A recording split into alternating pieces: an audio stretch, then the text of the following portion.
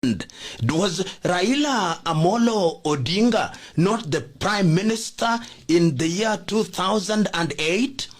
Don't we remember the conflict between Raila Amolo Odinga, the prime minister, and Kalonzo Musyoka, the vice president, and the conflict in parliament which allowed Marende to deliver a decision which we described by the media as Solomonic? Wasn't there conflict?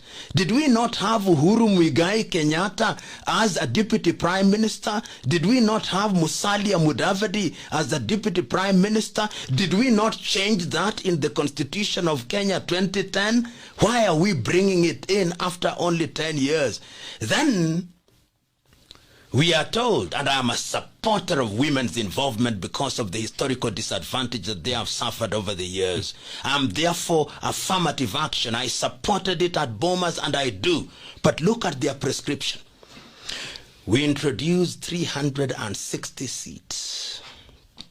And if we don't get enough women, then we go to the party list, and on the basis of the votes that have been cast, we top up until we get a number that ensures that there's no gender is more than 2/3. We'll do that for 15 years. They have now introduced a term limit. Our parliament could end up being one of the largest in the world relative to our GDP. Do we want to do that?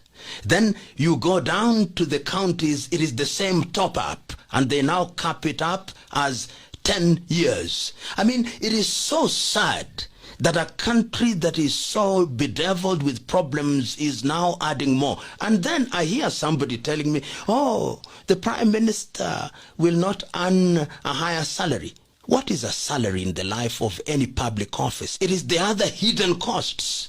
Tea of 11 million in your office, per diems, the vehicles. Salary is 0.00001% of what it takes to take care of an office. And then we are told many things are going to happen with BBI, that Higher Education Loans Board was one of them. Really? Shouldn't the Board of Higher Education Loans Board sit there? Then we are told that the youth are going to have tax holiday. Oh, if you don't have work, what is a holiday in the first place? If you don't have work, what is the value of a holiday? Then you create a youth commission. Don't we have many of those youth things? You actually have a ministry. Yeah, we have a ministry for youth. So what is the commission going to do that the ministry cannot do? So when you look at the BBI, and it's so painful that the political leadership thinks, this is what pains me as a Kenyan, the assumption that Kenyans are so stupid, so desperate, that they can be told what to do and they will not question it. And we are now being told there is no time. Time for what? Who is Kenya being wound up? Kenya is annexed and will die and leave Kenya here.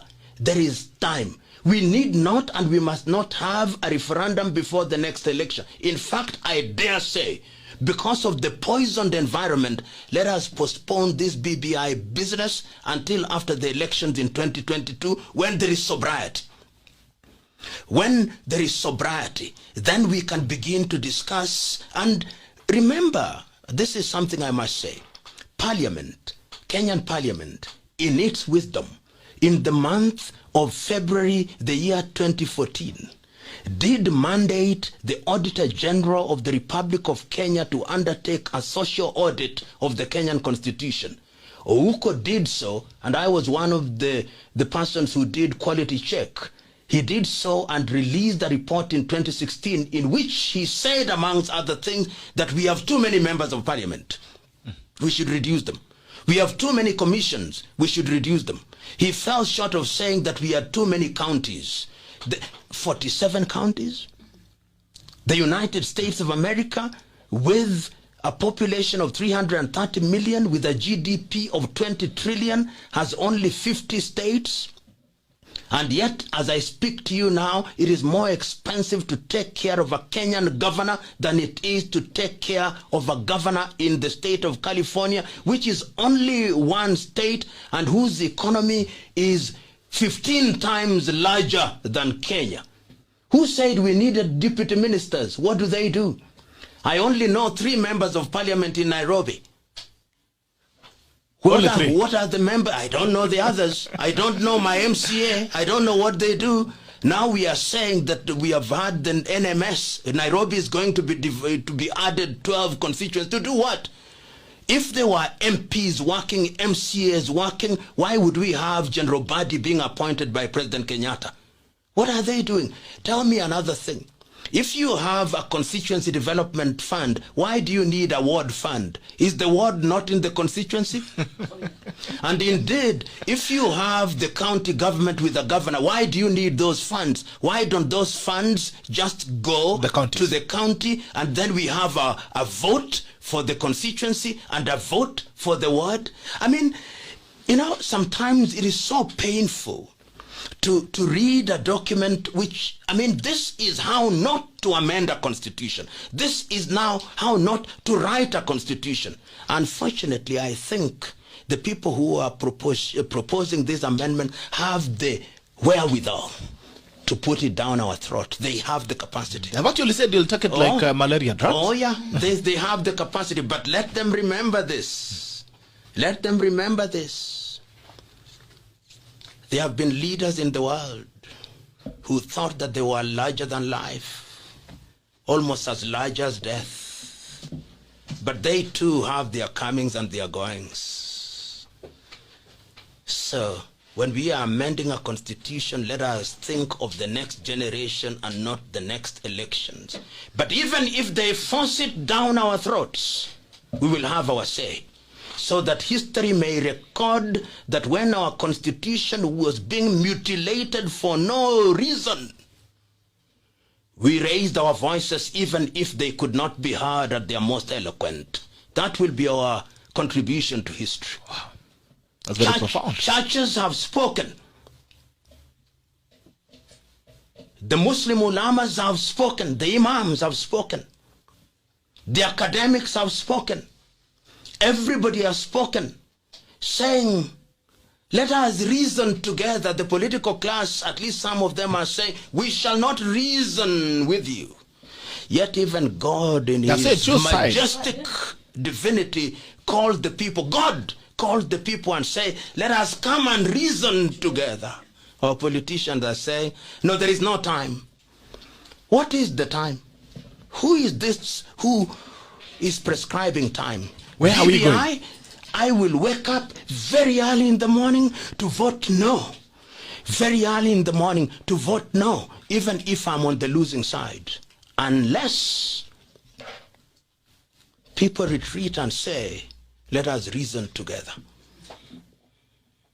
Wow.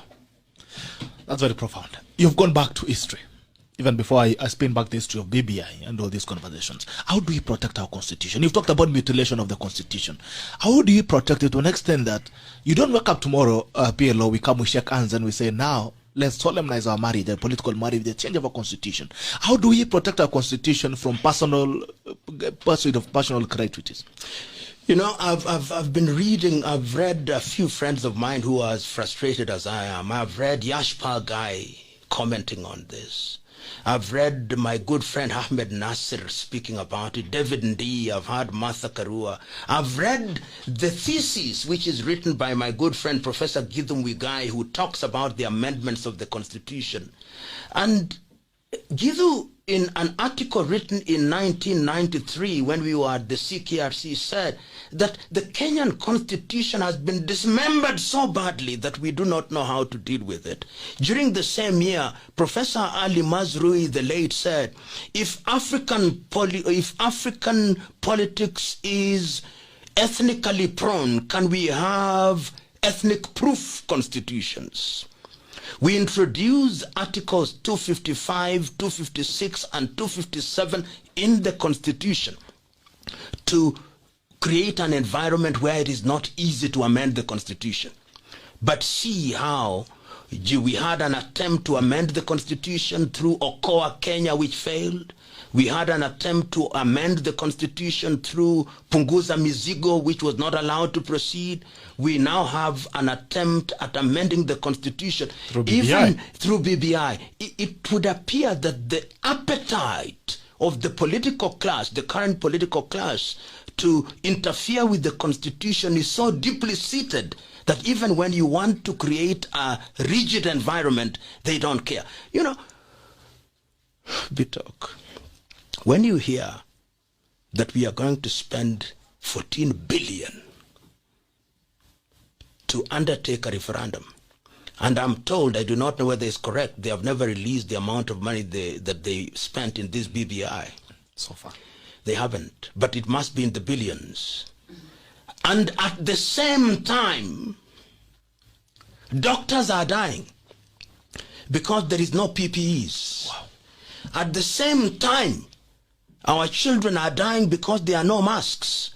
At the same time, people who supply desks have not been paid. At the same time, my good friend Fred Matiang'i, Dr. Fred Matiang'i, says that 40,000 police officers don't have police uniform because we have no resources. At the same time, we are borrowing money from the IMF. At the same time, we are having the Kenya Power increasing tariffs. At the same time, we are paying for SGR through taxes. At the same time, those who did work for counties cannot be paid. At the same time, counties have not received money for the last 3 months. Then you tell me that the priority is BBI, then I cannot understand you. Then I lose you.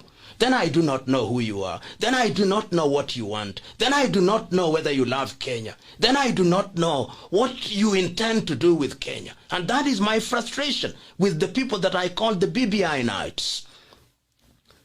What? The country is on fire, and you are not bringing the fire engine. You are asking us to build a new house. We forget about the old. Educate me, persuade me, not through insults. Persuade me by force of reason. And we are ready to be persuaded that that is the priority. It is true that our constitution can't be improved, but what can never be improved? Let us implement this one first. Unfortunately, when God wants to destroy a country, sometimes it makes her leaders impervious to reason. I hope that this is not the case with our country. People out there must now ask, we are told that BBI is going to transform our lives. I want to talk to the people in Nyanza. How will BBI revive Sony Sugar, Muhoroni, Miwani, Mumias? How will BBI revive the cotton industry?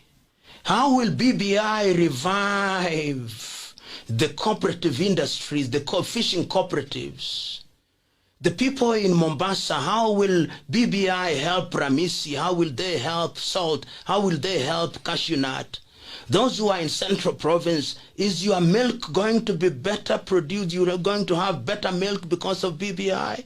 Is the coffee yield and the tea yield going to be improved? In Kericho with Finlay closing, will BBI change all this? The young men and women who have lost in Ministry of Tourism, on the day that we endorse BBI, if it will happen in the month of June, will we now create 3 million jobs courtesy of BBI? Or will merely have created the offices of the Prime Minister and Deputy Prime Ministers and the opposition, and will have renamed Cabinet Secretaries, Ministers, and will now give MPs a career progression of being cabinet ministers and have deputy prime ministers? I want to know how this BBI is going to revive the institution that have died, how Intercontinental Hotel is going to be open courtesy of BBI, how Mayfair Hotel in Nairobi is going to open courtesy of BBI, how garbage collection will improve simply because we have 12 more MPs in Nairobi. I want to be told. When I'm told these things, I'll be in the forefront of campaigning for BBI. Tell us, don't intimidate us, don't threaten us, don't troll us, don't insult us, don't cajole us. Just tell us, just reason with us. Like God said, let us come and reason with the people. Accept that you do not have the monopoly of wisdom. You are mortals just as us. You may mean well, but when you have too many people asking too many fundamental questions, turn back and said, Waswahili husema, baniani mbaya, kiatu chake dawa. Sisi ndio baniani hao wabaya, kiatu chetu huenda ni dawa. Wow. I'll give you a water break as I throw it to Lucia to make a few commentaries.